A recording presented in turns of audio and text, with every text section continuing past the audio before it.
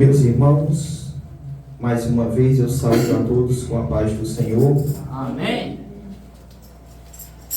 Graças a Deus pela oportunidade que Ele nos dá de estarmos aqui para juntos aprendermos da Sua palavra, adorarmos o Seu nome, para juntos louvarmos a Deus, edificarmos uns aos outros, consolarmos uns aos outros, encorajarmos uns aos outros.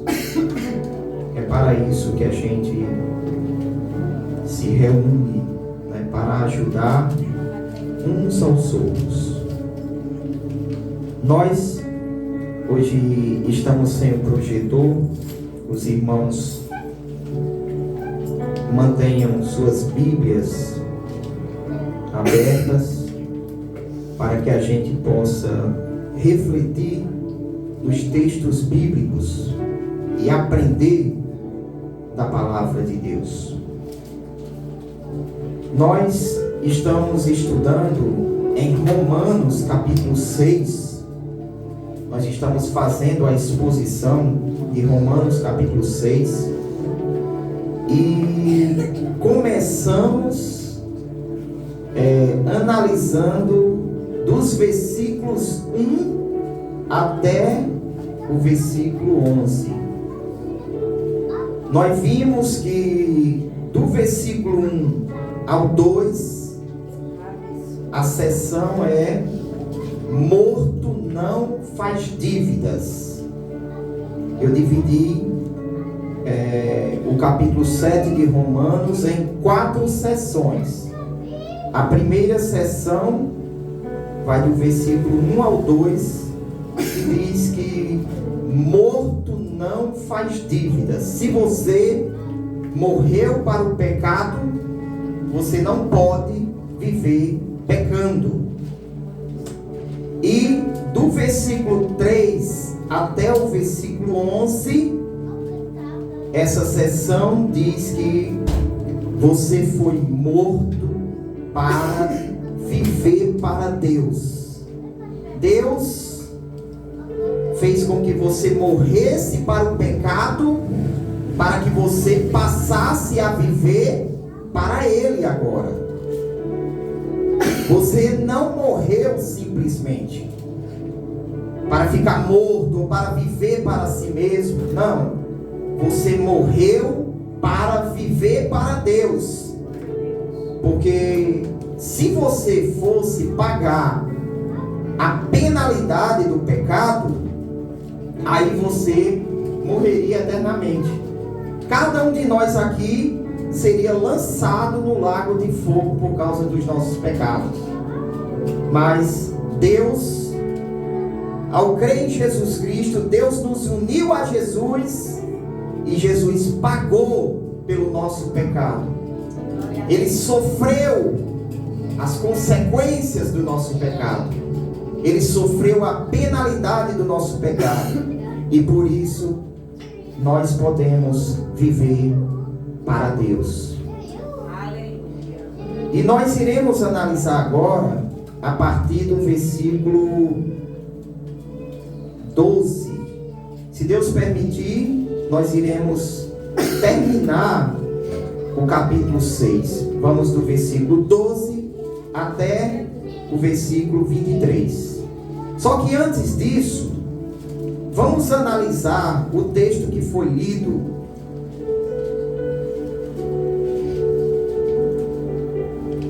Na hora da leitura da palavra, nós lemos em Romanos 8, do 10 ao 13.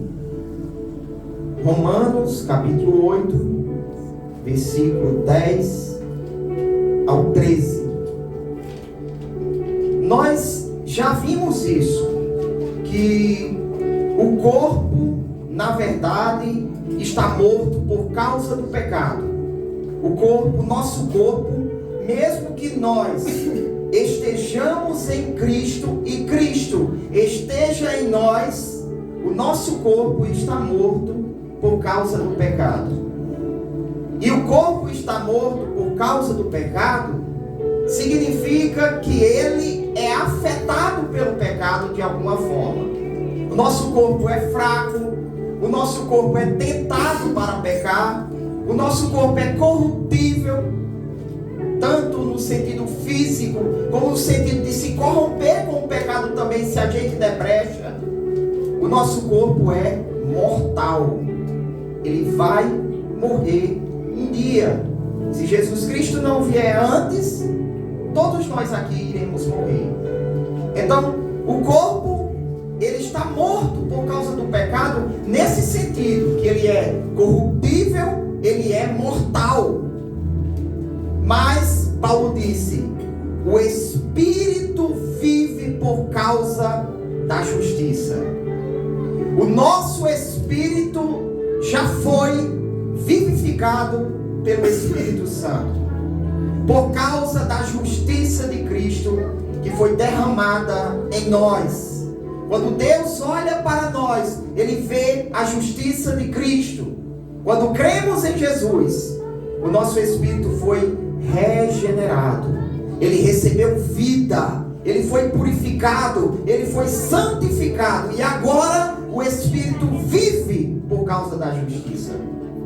Por isso que Jesus falou que tem que nascer de novo, e é nascer do Espírito. Aquele que nasce do Espírito Santo é Espírito. Jesus também disse que os verdadeiros adoradores adorarão ao Pai em espírito e em verdade. Então, nós já fomos vivificados no Espírito. E por isso que o pecado não consegue mais nos dominar, porque já recebemos vida. Amém. Mas se a gente for analisar o versículo 11, a gente vai ver que o nosso corpo ainda irá ser vivificado. O nosso corpo ainda não foi vivificado. Aquela parte do nosso ser que ainda não foi vivificada, ela precisa ser vivificada. Ela precisa ser vivificada.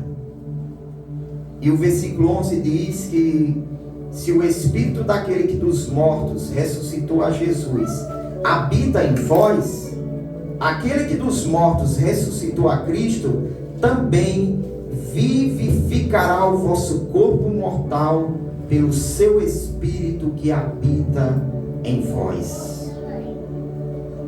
O nosso corpo será vivificado, e todas as nossas vontades, a nossa mente, as nossas emoções, tudo se conformará à imagem de Cristo. Serão semelhantes a Cristo quando nós formos glorificados. E no versículo 12, Paulo diz que por causa disso, por Deus ter vivificado o nosso espírito e haver essa promessa de que o nosso corpo será glorificado, Paulo diz que nós somos devedores. Nós somos devedores. Não a carne para viver segundo a carne. Porque se viverdes segundo a carne, morrereis. Mas se pelo Espírito, a tradução aqui da Almeida Revista e Corrigida é Espírito com E minúsculo, mas é melhor traduzir como Espírito com E maiúsculo. No grego não existe diferença entre, a palavra é a mesma para Espírito Santo e Espírito do homem, é a mesma palavra. Então, se pelo Espírito Santo mortificardes as obras do corpo, vivereis. Nós temos nosso espírito vivificado e estamos caminhando para a glorificação.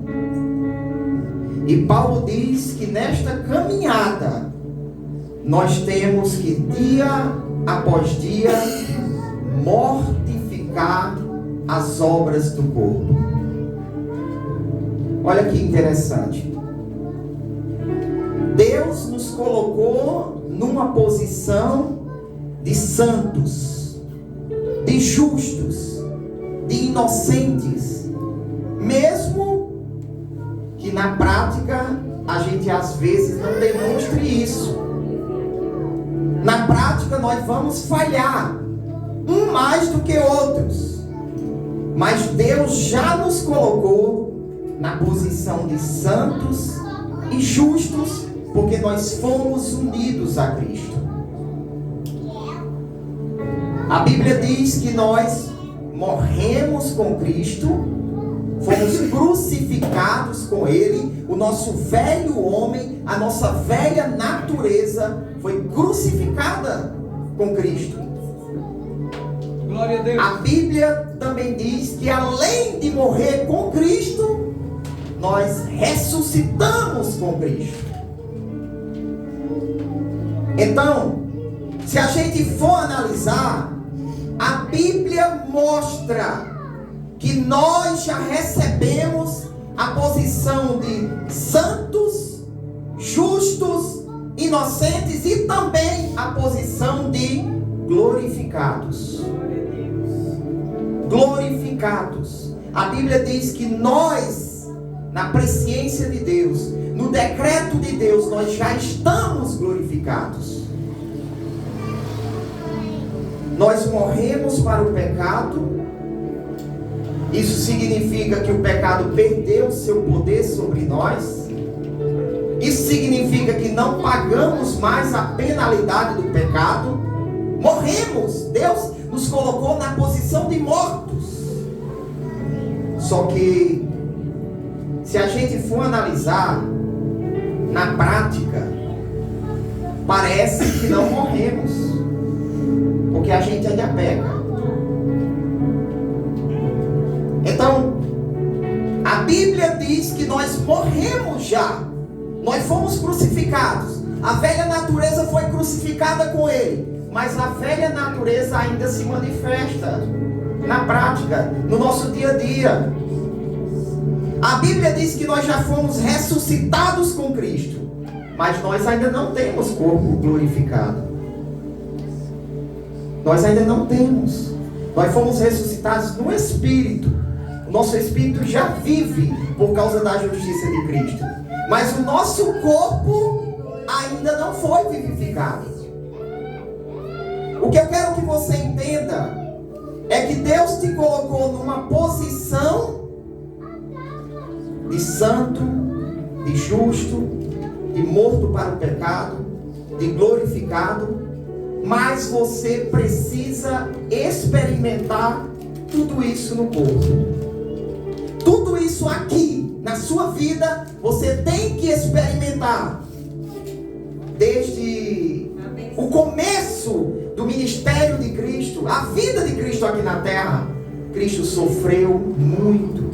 Cristo foi perseguido, Cristo foi caluniado, passou um momento de solidão, de dor, de angústia, foi torturado, foi crucificado, morreu, foi sepultado, ressuscitou glorificado e agora está à direita do Pai. O que eu quero dizer é que você tem que experimentar também todas essas coisas no seu corpo. Você tem que sofrer as aflições de Cristo. Você tem que ser afligido, tem que ser perseguido, tem que se angustiar. E no fim, você vai experimentar também a crucificação do seu corpo. Glória a Deus. Quando Paulo diz que o corpo será desfeito, totalmente desfeito. E quando você experimentar isso, você vai ser glorificado. Aleluia, glória a Deus. Vamos entender essa questão de você receber uma posição diante de Deus e na prática parecer que você não é aquilo. Isso é um pouco parecido com um sonho profético. Jacó teve um sonho profético. Você sonha algo que Deus realmente está revelando. Eu não estou dizendo que todo sonho é profético, mas eu estou dizendo que Jacó teve um sonho profético. Veja aí em Gênesis capítulo 28, versículo 10. Gênesis 28, versículo 10. Vamos folhear um pouco a Bíblia, analisar os textos com calma. Se não der para a gente terminar hoje, a gente aproveita o que Deus nos dá. Gênesis capítulo 28, versículo 10. Vamos ler. Partiu, pois, Jacó de Berseba e foi-se a Harã. Seus pais pediram para ele ir a Harã e lá encontrar uma esposa da família de sua mãe. E chegou a um lugar onde passou a noite, porque já o sol era posto. E tomou uma das pedras daquele lugar e a pôs por sua cabeceira e deitou-se naquele lugar e sonhou. É aí que começa o sonho de Jacó. Ele sonhou.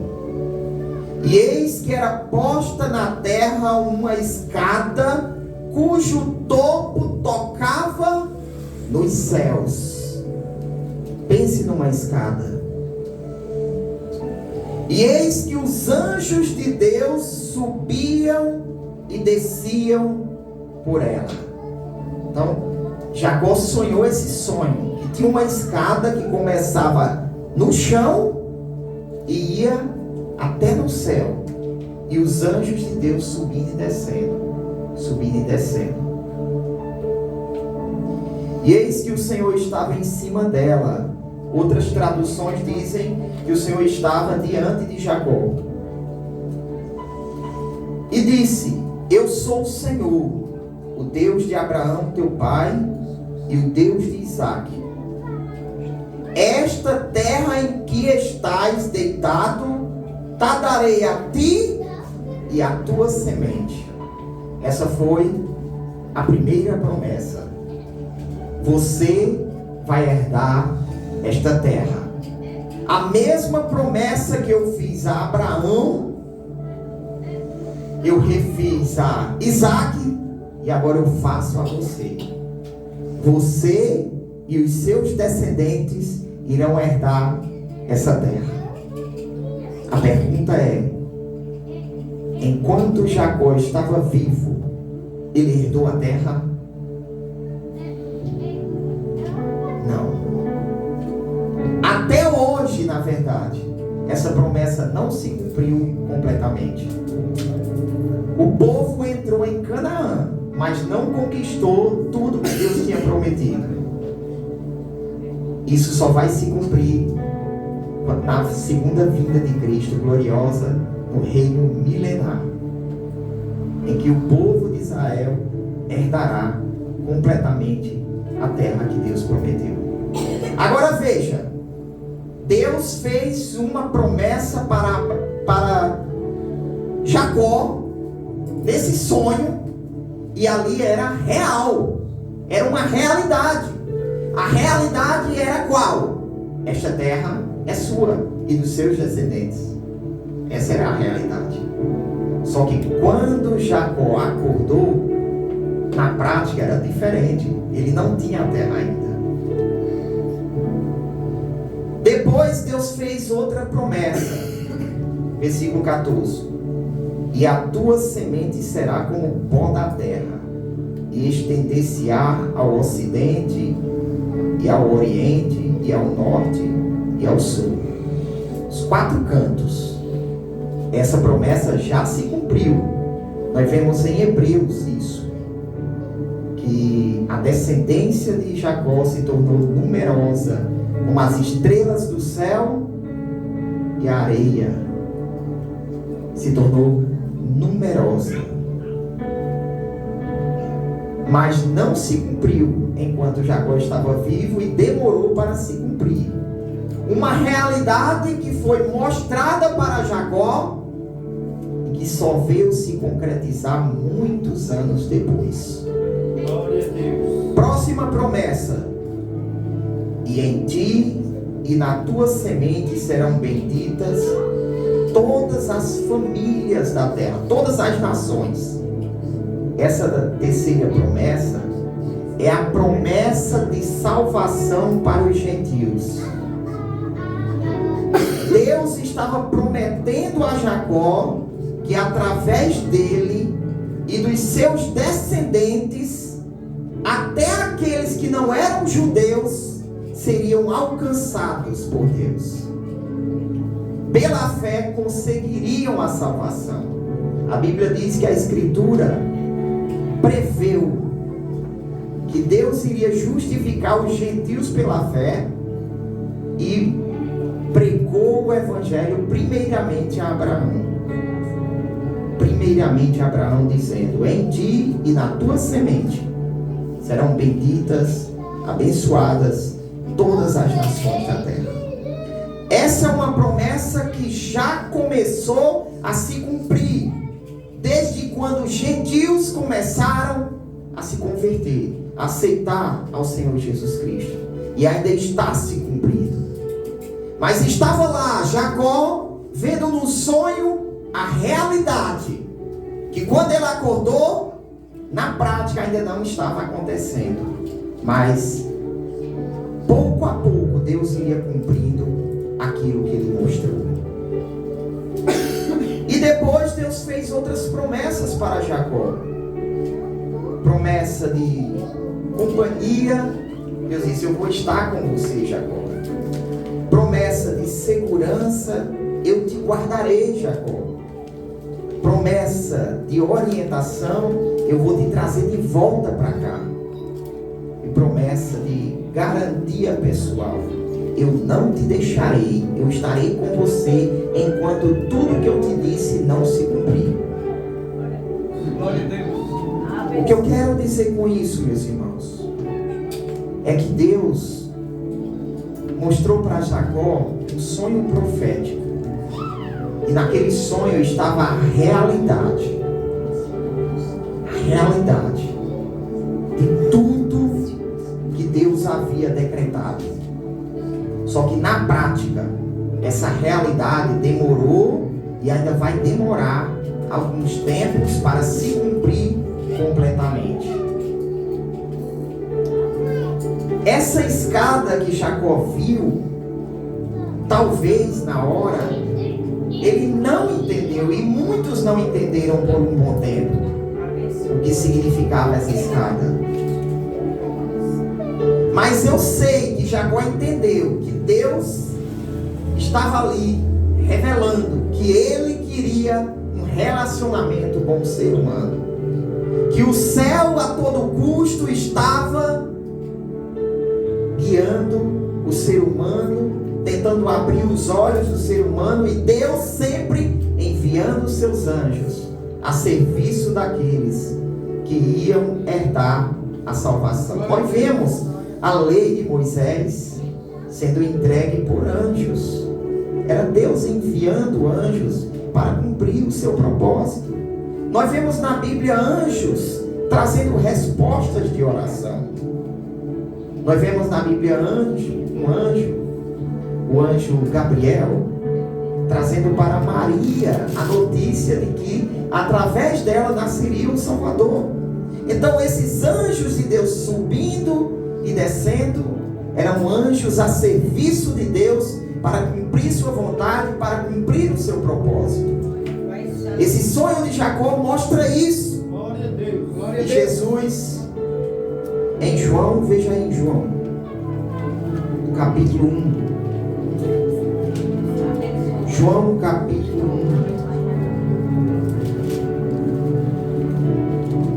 1. Versículo 51. João, capítulo 1, versículo 51. Veja a semelhança, irmãos, que existe desse versículo aqui com aquele versículo lá de Jacó, do sonho da escada. Jacó viu uma escada que ligava a terra aos céus e os anjos de Deus subindo e descendo sobre ela. Aí olha o que Jesus diz aqui para Natanael e os demais que estavam lá.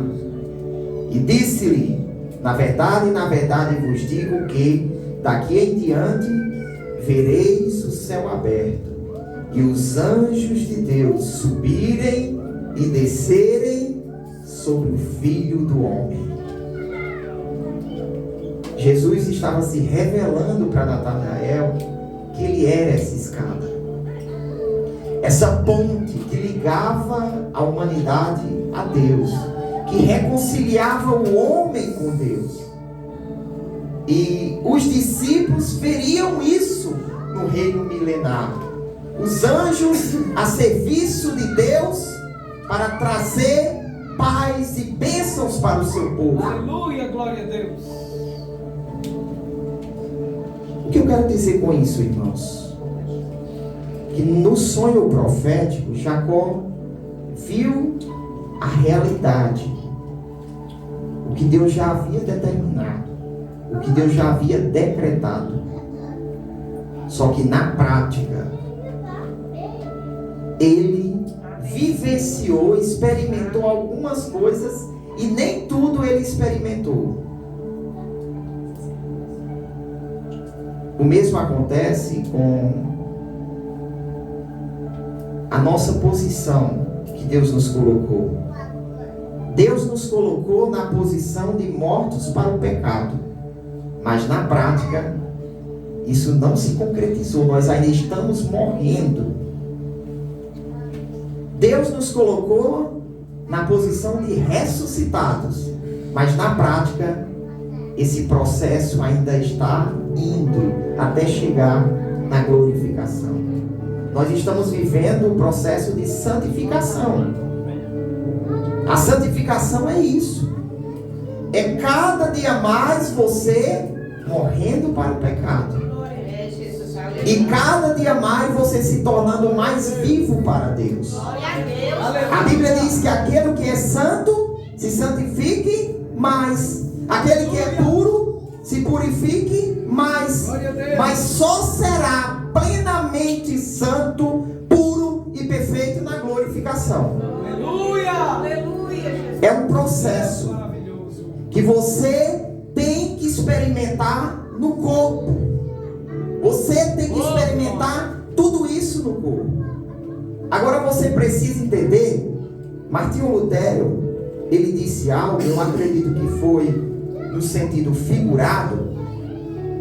Ele disse que pensou que o velho homem tinha morrido nas águas do batismo, mas descobri que o infeliz sabia nadar.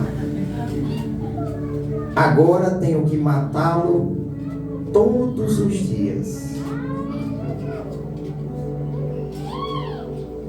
O catolicismo e outras religiões acreditam que o batismo em águas tem um certo poder de transformar a pessoa, de tornar a pessoa mais espiritual, né? Como o irmão Eliasaf também explicou sobre a CCB, quarta-feira, né? Que eles acreditavam que existia mesmo poder ali, transformador, que dava salvação mesmo.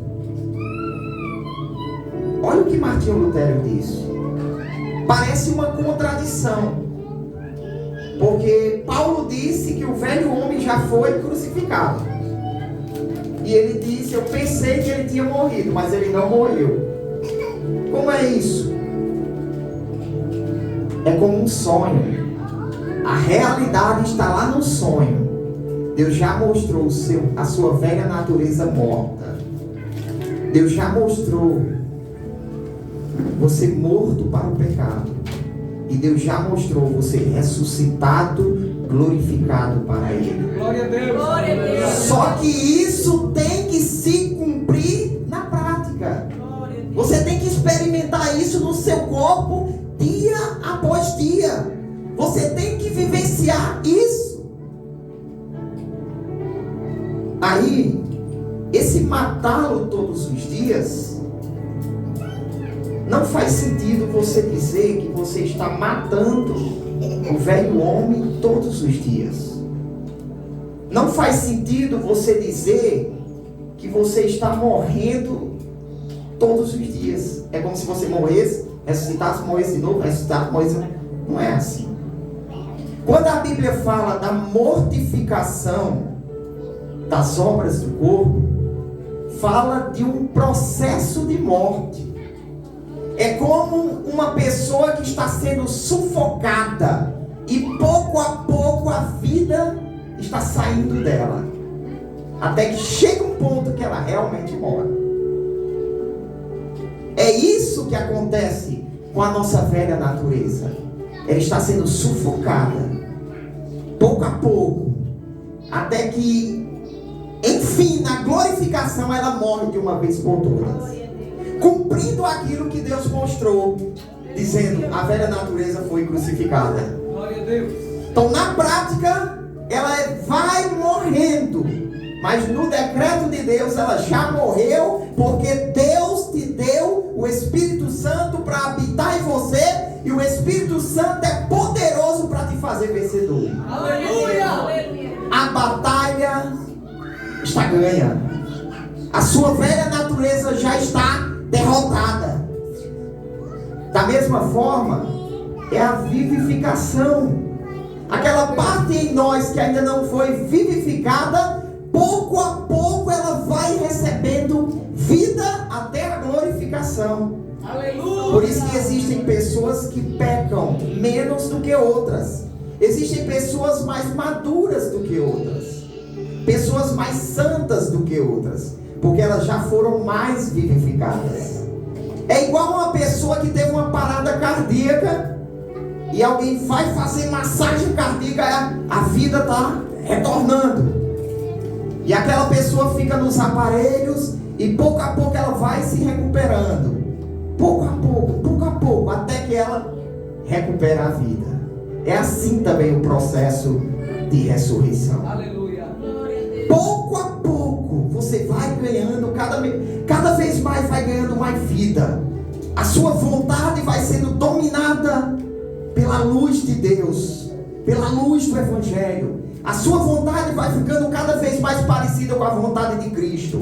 As suas emoções do mesmo jeito, a sua mente do mesmo jeito, cada dia mais, até que chega na glorificação e você é totalmente vivificado. Glória a Deus, aleluia. É um processo de vivificação, é um processo de mortificação. Pouco a pouco, cada dia, um pedacinho do seu velho homem vai morrendo. Na prática é assim.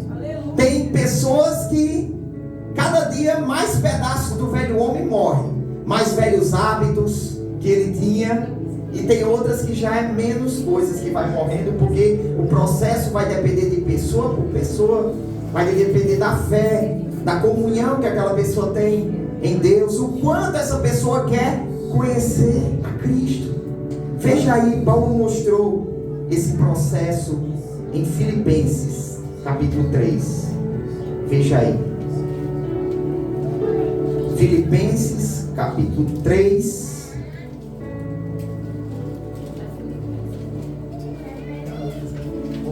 Esse assunto, irmãos, é um assunto muito difícil. E eu sempre oro a Deus, para Deus iluminar minha mente, para que eu consiga fazer os irmãos entenderem. Porque é um assunto difícil. Tem assuntos que você só vai entender quando você conseguir as outras peças do quebra-cabeça. Tem coisas na Bíblia que você só entende quando você entender outras. Se você não entender as outras, não tem como entender. Pouco a pouco Deus vai te dando as peças do quebra-cabeça e você vai compreendendo.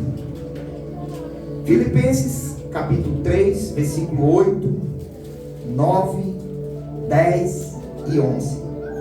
No versículo 8, Paulo toma uma decisão. A decisão de ganhar a Cristo. E para ganhar a Cristo é semelhante àquele homem que encontrou encontrou aquele tesouro escondido. Tem essa parábola, não tem? A parábola do tesouro escondido é semelhante a isso. Você encontra um tesouro escondido, só que esse tesouro está numa terra que não é sua. Aí você vende tudo que você tem, vende casas, carro, tira dinheiro da poupança, vende tudo. E, se possível, você paga um valor muito maior pela terra, porque você sabe o que tem naquela terra, que é um tesouro escondido. Paulo disse a mesma coisa. Tudo que eu tinha, eu abri mão de tudo para ganhar Cristo, para ganhar esse tesouro. Eu abri mão de tudo. Então, no versículo 8, ele tomou essa decisão de abrir mão de tudo para ganhar Cristo. No versículo 2, ele alcançou a posição de ser achado em Cristo. Nós fomos unidos a Cristo, de tal forma que somos achados nele. Ser achado em outra pessoa é o que a gente entende como se identificar com aquela pessoa. Você diz assim: oh, eu me identifico com fulano. Por que você se identifica com aquela pessoa? Porque aquela pessoa tem algo em comum com você. Você se acha naquela pessoa, você se encontra, você se vê naquela pessoa. Então, quando Paulo diz ser achado nele, ser achado em Cristo, se encontrar em Cristo, é justamente isso. É ele se unir a Cristo, e tudo que acontece com Cristo acontece com ele. Morte e ressurreição. No versículo 10, Paulo fala do processo de santificação que tem que viver nesta vida. E no versículo 11, ele fala do fim do processo. Então, versículo 8, a decisão que Paulo tomou para ganhar a Cristo. Versículo 9, a posição que ele alcançou. Uma posição de ser unido a Cristo e ser justificado pela fé. No versículo 10, mostra o processo de santificação aqui na terra. Mortificação do corpo e cada vez mais você sendo vivificado para Deus. E no versículo 11, a glorificação, que é o fim do processo. Vamos ver o versículo 8. E na verdade tenho também por perda todas as coisas pela excelência do conhecimento de Cristo Jesus, meu Senhor, pelo qual sofri a perda de todas estas coisas, as coisas que ele falou. Ele disse que era fariseu, ele tinha uma posição social elevada, ele tinha status, ele tinha autoridade na religião, ele era zeloso, de acordo com a justiça da lei. Aos olhos humanos ele era irrepreensível. Então ele disse: olha, tudo isso para mim não tinha nenhum valor depois que eu conheci o conhecimento de Cristo. E para ganhar a Cristo eu abri mão de tudo isso e considerei como lixo, esterco, sujeira, tudo para ganhar a Cristo. Aleluia. Paulo abriu mão de tudo para ganhar Jesus, para servir a Ele. Abriu mão do seu orgulho, do seu ego, do seu status. Ele só queria saber de Jesus. Aí no versículo 9, para que possa ganhar aqui a Cristo e ser achado nele, não tendo a minha justiça que vem da lei, mas a que vem pela fé em Cristo, a saber, a justiça que vem de Deus pela fé. Então aqui Paulo alcançou a posição de justo diante de Deus. Ganhou a justiça que vem pela fé. Agora olha o versículo 10. Para conhecê-lo e a virtude da sua ressurreição e a comunicação de suas aflições, sendo feito conforme a sua morte, Isso daqui era o presente de Paulo, não era o futuro, era o presente. Paulo dizia: eu quero conhecê-lo cada vez mais, conhecer Jesus. Pedro disse: cresçam na graça e no conhecimento do Senhor Jesus Cristo, cada vez mais conhecê-lo. Quanto mais, irmãos, você conhece uma pessoa boa, uma pessoa cheia de virtudes, mais você ama essa pessoa. Porque muitas pessoas aí não amam Jesus? Porque muitas pessoas vivem ofendendo a Deus, ao Espírito Santo, a Jesus? Porque não conhecem Ele. Quanto mais você conhecer Jesus, mais você vai amá-lo, e mais você vai ser santo, mais você vai crescer. Então, isso fala de crescimento espiritual, de amadurecer na fé, conhecer Jesus cada vez mais e o poder da sua ressurreição. Paulo estava dizendo: eu quero experimentar cada vez mais o poder da sua ressurreição. Eu não fui ressuscitado com Ele, então na prática eu quero experimentar na minha vida, cada dia mais se tornando mais vivo para Deus, até chegar na glorificação. É um processo, é você conhecer, provar o poder da ressurreição de Cristo no seu corpo.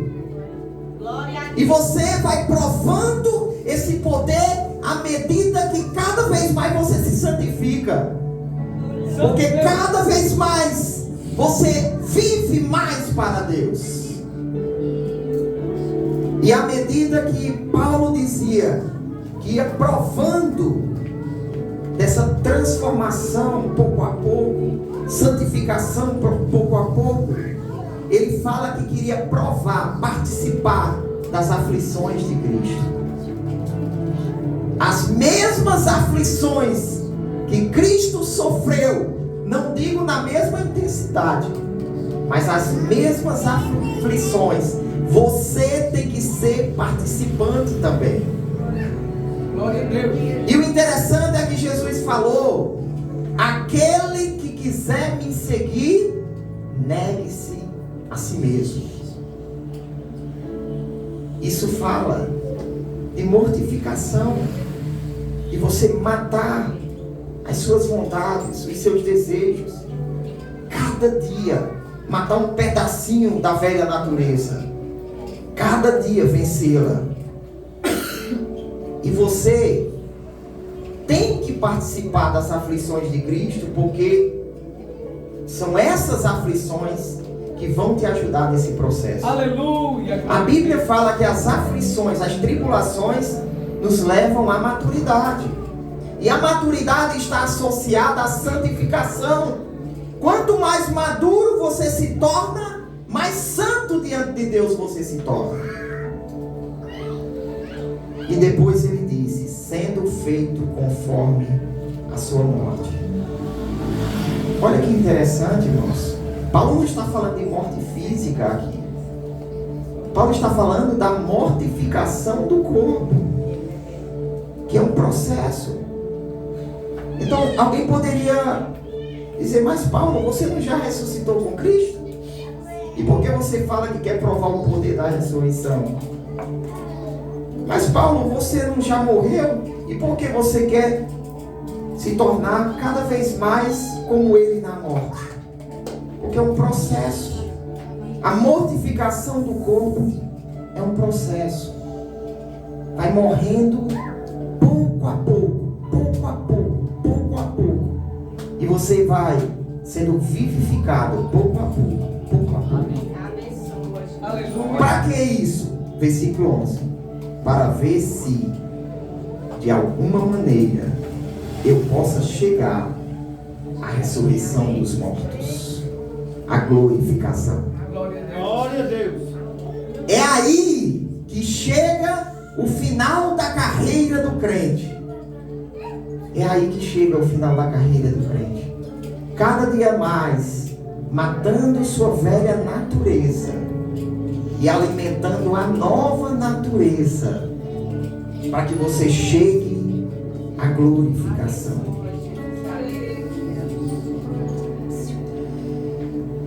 Voltando para Romanos capítulo 6, irmãos.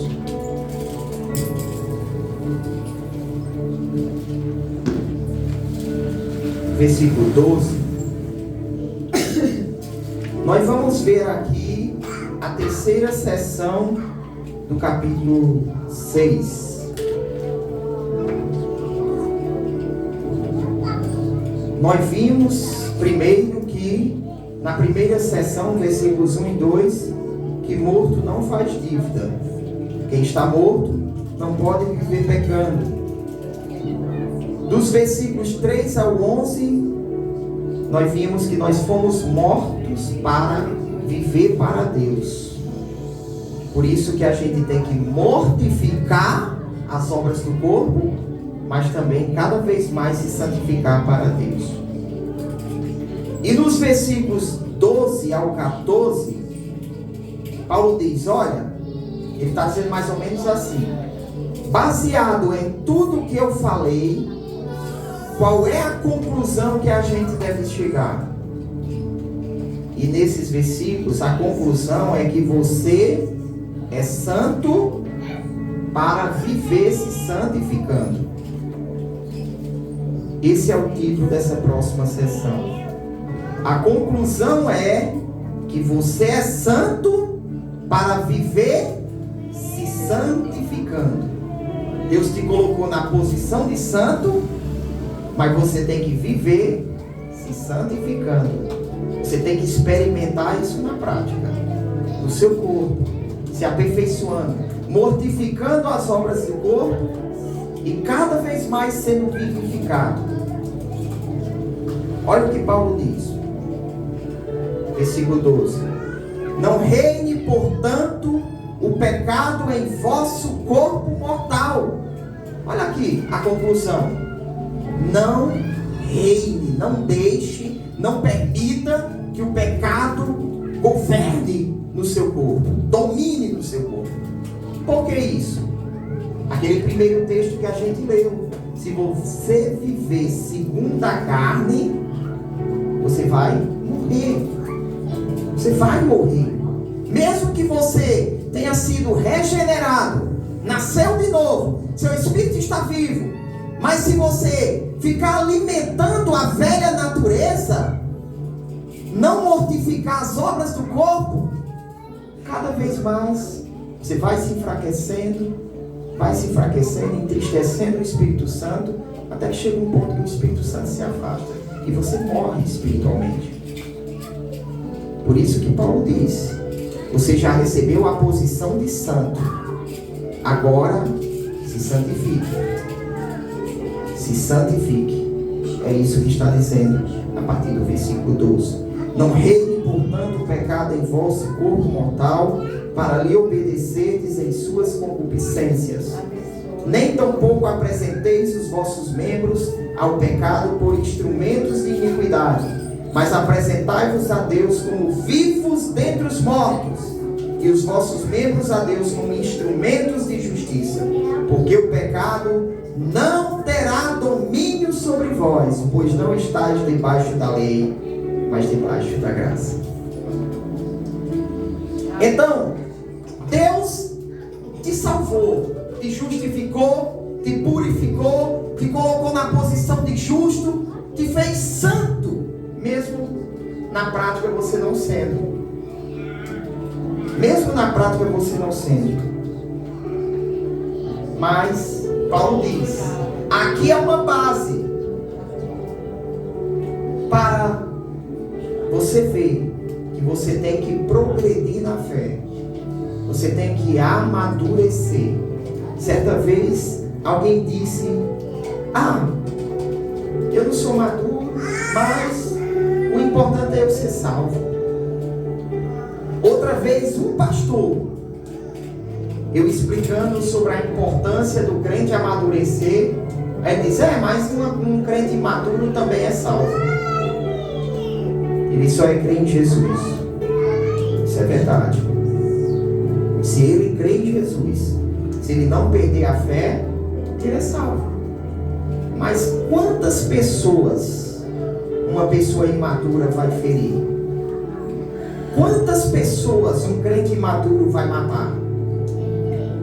Com suas pregações, com seu mau exemplo, com seu comportamento.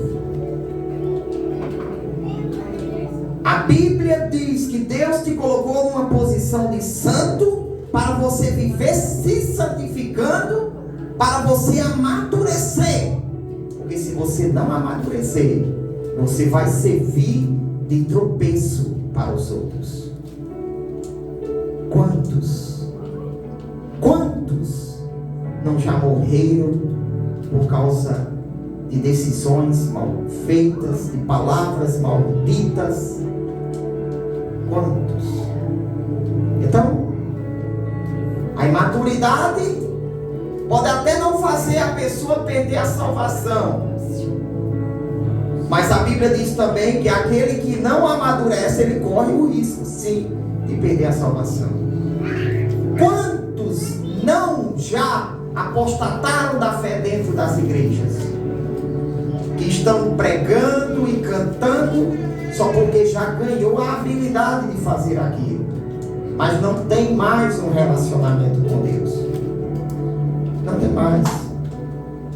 A Bíblia ensina diferente, que você foi santificado por Deus para viver se santificando na prática. Deus te colocou numa posição como o sonho de Jacó. Ali era a realidade. Mas esse sonho começou a se cumprir e vai se cumprir tudo na prática. Então Deus te colocou na posição de morto para o pecado. Então você tem que viver morrendo para o pecado. Você tem que colaborar. Colaborar com o Espírito Santo, colaborar com Deus. Aleluia. Se Deus te colocou na posição de santo, você tem que viver se santificando. Esse portanto de Paulo é que não devemos mais permitir que o pecado volte a nos dominar. Depois que Cristo liberta você, tome cuidado para não deixar o pecado assumir o controle. O que significaria ele usar os seus membros como instrumentos de iniquidade, instrumentos de injustiça. Usar as suas habilidades, a sua inteligência, a sua aparência para o seu benefício, para fazer com que outras pessoas se desviem do caminho, outras pessoas se corrompam cada dia mais. Não deixe o pecado usar o seu corpo, usar a sua voz, usar os seus olhos, usar os seus ouvidos, usar os seus membros. Não permita isso. É isso que Paulo está dizendo. Então, você morreu para o pecado por um lado, mas por outro você tem que ir matando as obras do corpo. Pelo poder do Espírito Santo, você tem que ir matando, pouco a pouco. Mas o que é que devemos fazer? Como disse Paulo, devemos nos entregar a Deus como sacrifício vivo, santo e agradável. Olha como é tudo parecido com o que aconteceu com Cristo. Olha como é tudo parecido.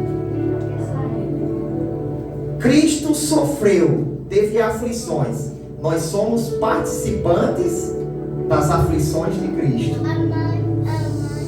Cristo sofreu, caminhou e foi crucificado. Aí Jesus disse: negue-se a si mesmo, toma a sua cruz e... para quê? Seguir para onde? Para crucificação. Você também vai ser crucificado. Você está caminhando para a crucificação, sofrendo as aflições de Cristo, como disse Pedro. Sejam participantes das aflições de Cristo e se alegrem com isso, porque essa é uma evidência de que sobre vós repousa o Espírito da glória de Deus. E se sobre vós repousa o Espírito da glória de Deus, esse mesmo Espírito que ressuscitou a Jesus Cristo vivificará o vosso corpo mortal. Deus maravilhoso! É isso que a palavra de Deus diz. Aleluia! Você vai ser crucificado também. Só que você não vai sentir a dor que Jesus sentiu. O seu corpo só vai ser desfeito. Desfeito. O corpo natural vai ser destruído e substituído pelo corpo espiritual. Transformado. Desaparece esse corpo natural. Aí representa a crucificação, quando o corpo é desfeito. Veja que Paulo disse assim, ó, porque o nosso velho homem foi com ele crucificado. Para que essa crucificação? Para que o corpo do pecado seja desfeito. Glória a Deus! Desfeito. O corpo do pecado vai ser desfeito. Você vai ser glorificado. Aí agora sim, você não vai viver mais para o pecado. Vai ser liberto da presença do pecado. Aleluia! Você vai experimentar tudo, irmãos. Você tem que praticar a justiça no corpo. Você tem que praticar a justiça como Cristo praticou também. As aflições de Cristo, praticar a justiça e ser crucificado também. A Bíblia diz que, filhinhos, ninguém vos engane. Quem pratica a justiça é justo. Justo. Jesus diz que aquele que vem para a luz, ele pratica a verdade, para que as suas obras de justiça, sejam manifestas, porque elas são feitas em Deus. Por que você consegue viver se santificando agora?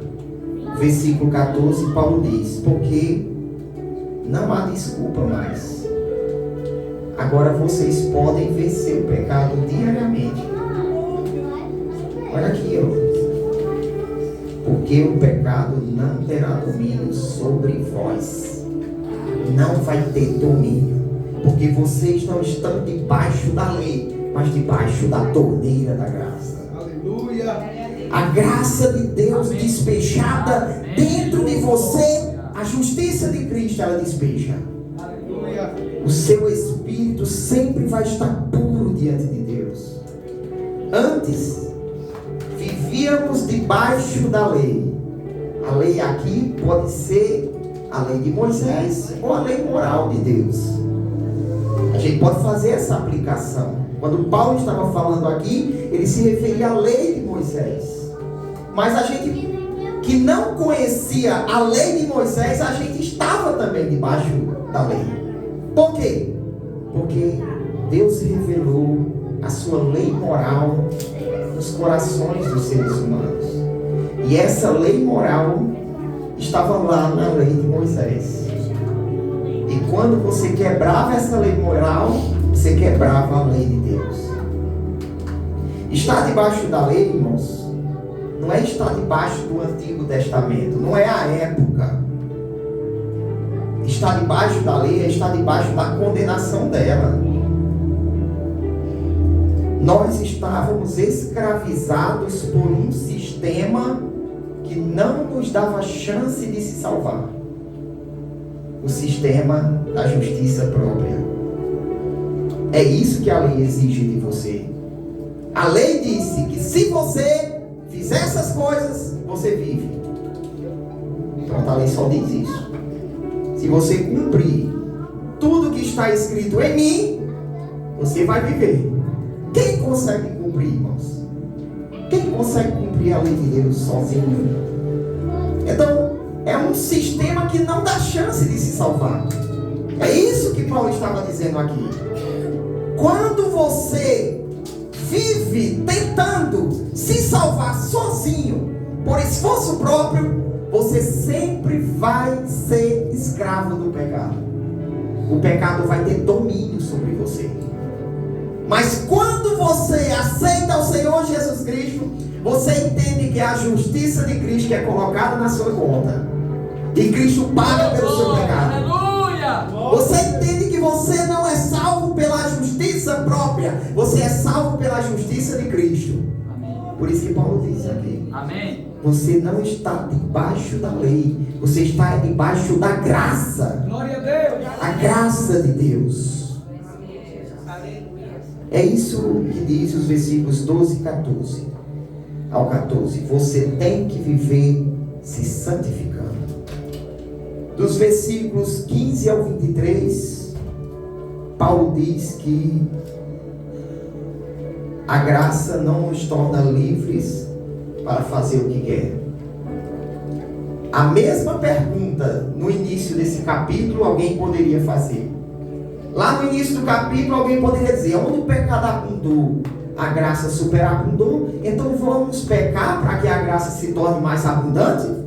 Aí Paulo diz: não, de modo nenhum. Aí do mesmo jeito aqui alguém poderia fazer a pergunta, versículo 15: pois que pecaremos porque não estamos debaixo da lei, mas debaixo da graça?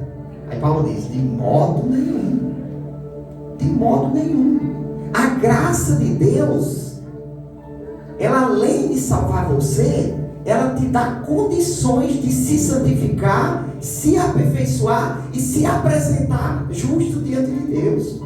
A graça de Deus, ela te torna livre para você não fazer aquilo que quer. Ela te dá força, ela te dá poder para você contrariar sua própria vontade. É isso que a graça faz. Tem gente que diz que ser livre é você fazer o que quer. Não. Ser livre é você conseguir fazer aquilo que não quer. Ser livre é você, ou melhor, é você não conseguir fazer, ter poder para não fazer aquilo que a sua carne quer. Você deseja algo, você cobiça algo, mas você se controla. Você não faz aquilo que você quer. É isso que a graça faz. Glória a Deus. E rapidinho aqui para a gente ver. A graça nos torna servos da obediência. Versículo 16. Veja aí. Não sabeis vós que a quem vos apresentardes os servos para lhe obedecer, sois servos daquele a quem obedeceis? Ou do pecado para a morte, ou da obediência para a justiça? Olha aí. Se você se apresenta como servo de alguém, para fazer o que aquele alguém quer, você se torna escravo daquele alguém. Então Paulo está dizendo: se você se apresentar para fazer o que o pecado quer, você vai se tornar escravo dele. Mas se você se apresentar para fazer o que a obediência quer, você se torna servo da obediência e você vai praticar a justiça. Então, a graça de Deus te faz servo da obediência. Versículo 16. Versículo 17. A graça de Deus te faz servo da doutrina. Você se torna servo da doutrina cristã. Você faz o que ela manda. Veja aí.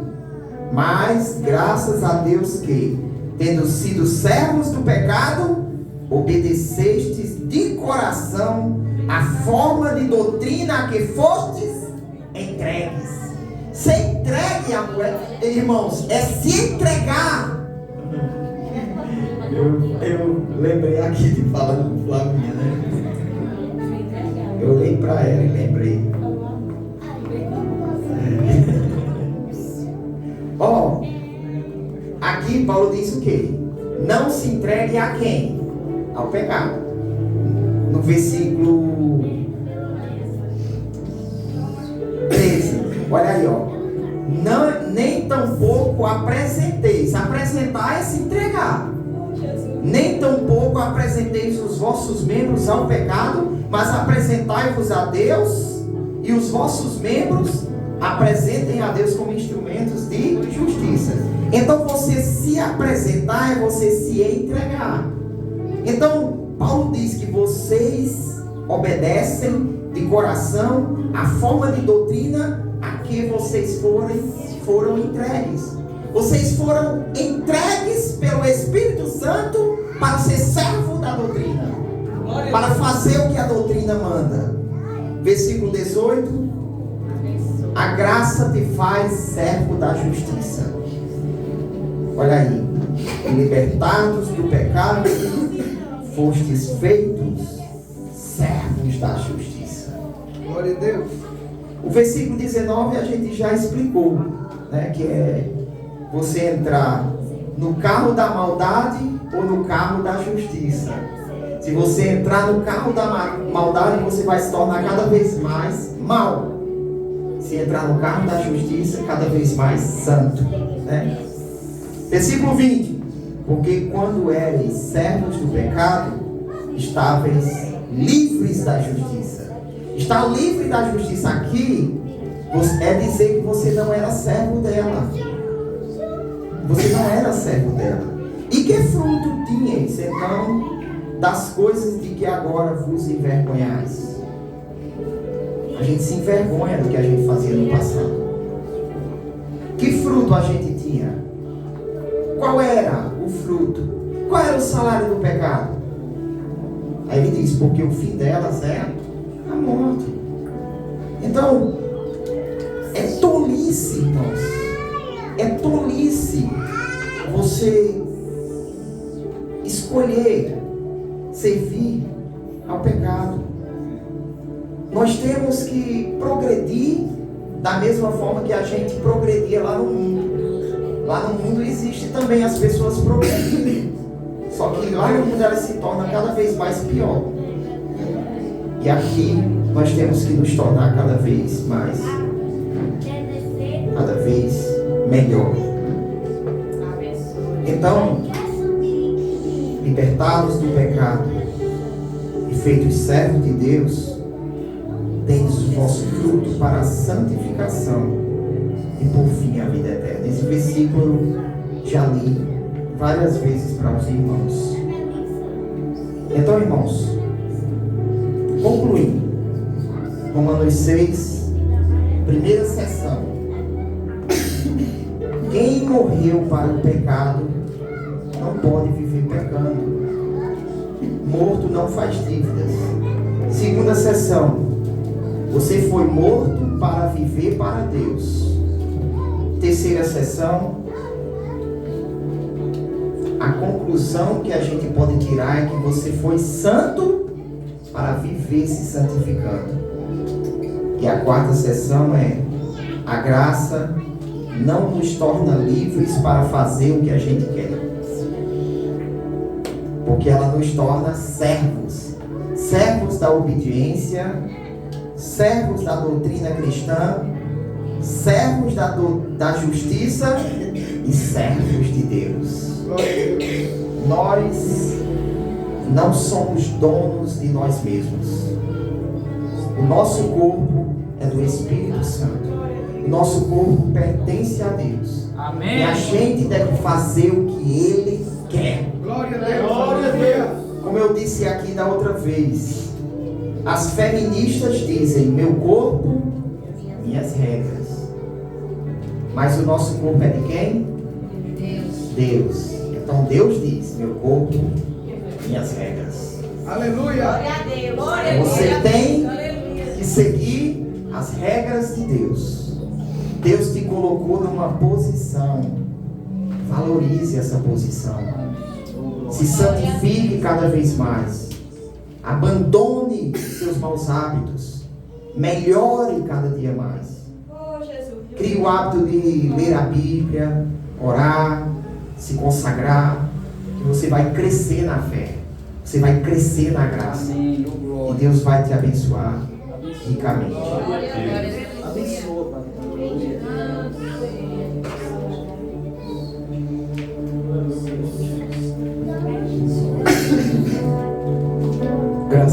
Deus.